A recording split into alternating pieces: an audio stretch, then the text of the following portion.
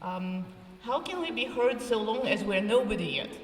Unknown, economically dependent, and supposed to get somewhere.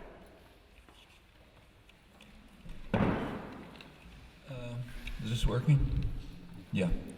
Well, first of all, nobody is nobody.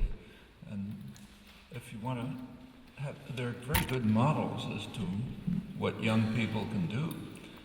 They've achieved a great deal. So let's go back, say, 50 years and go to North Carolina in the United States or Georgia in the United States. At that point, young people who were facing far harsher difficulties than you are, young black kids, decided to sit in on restaurants, to insist on being waited in restaurants, which was illegal for blacks at the time. So a small group of young kids, college students, went and sat in at a bar, in a diner. The police came, took them out, threw them in jail. I'm sure it wasn't very pleasant. The next day, more came back and did it again.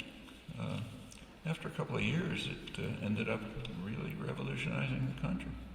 That's one of the things that sparked the civil rights movement. They were at a lot of them were at Spelman College, a black college. They had virtually no support from the faculty. 2 faculty members supported them. Both were thrown out. One was Howard Zinn, who you may know, my old friend who died 2 years ago. He was a faculty member. He supported the students. He was expelled. The students themselves went on. A lot of them joined the group that became the Freedom Riders. At that point, some white students from the North came down to join them. And they rode in buses through the South trying to register blacks. Couldn't register then. It wasn't easy. Several of them got murdered. Others were beaten, thrown into prisons. I was down there for demonstrations, and you could see, watching while state police were beating people, young kids mostly, driving them up they were fleeing to the steps of the federal building where the state police are not allowed to go. And the federal building was lined with federal marshals sent from Washington who were throwing them back into the streets. That's the way the government was protecting them. They achieved a great deal. Martin Luther King, who was an extremely important person, would have been the first to tell you that he was riding the groundswell that they developed. And that's by no means the only case. Pick my own university at MIT. MIT was practically 100% funded by the Pentagon, which, contrary to what a lot of people believe, means it was extremely free. The Pentagon didn't care what you did. They wanted to create the economy of the future. That was their job. It's highly undemocratic. They were using public resources the government used public resources on the pretext of defense to develop computers, the internet, microelectronics, and so on. That's the way the high-tech economy developed. But it was a very passive place, very passive, acquiescent, people doing their work, not paying much attention to anything. There were about 5 students who decided to try to stir the place up.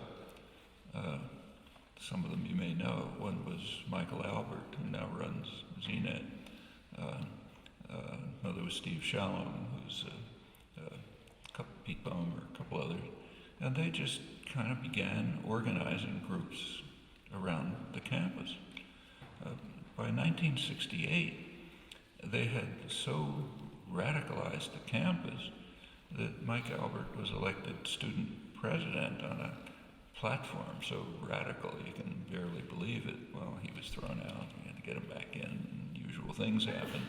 But the point is that the university has never been the same to this day. Now it's active, a lot of participation, totally different relationships among people, and it's a center of activism. And things like that happen all the time.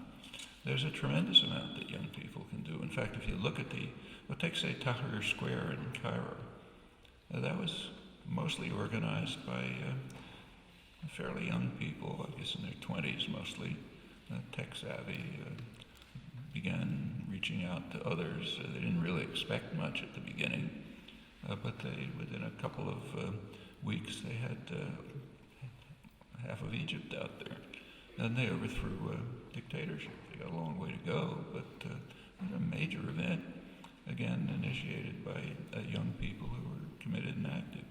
And there are plenty of other examples. You can be heard, all right. In linguistics, you have wondered whether language is an optimal solution. Mm-hmm. Do you think there is an optimal solution in politics as well? Or should we sometimes accept the least bad option? Well, if there is an optimal solution, I'm not smart enough to figure out what it is. There's just too much we don't know about human beings and about societies. A lot would have to be learned by experimentation, trying things, see if they work, try other things, and so on. And in fact, this is a pretty traditional view on the left. So say, take Karl Marx. You read through all of his works, you find practically nothing on post-capitalist society. A couple of sentences scattered around here and there. So in a post-capitalist society, everyone would fish in the morning and grow his garden in the afternoon, a couple of lines like that. And there was a reason for it. He believed in workers' democracy. His conception was that there would be a popular revolution, working people would take control of their own fate and their own institutions, and then they would work out what the society ought to be like. He didn't have a prescription. He had some ideas about general principles, but not a description. On the other hand, there were people on the left, still are, Mike Albert, who I mentioned, is one, who think that you can give a very detailed account of what a future society ought to be like. And they've worked out detailed proposals, which you could try out right now, even within the present society. Well, between these two extremes, there are lots of approaches that people have taken, and you have to decide how much you think you understand.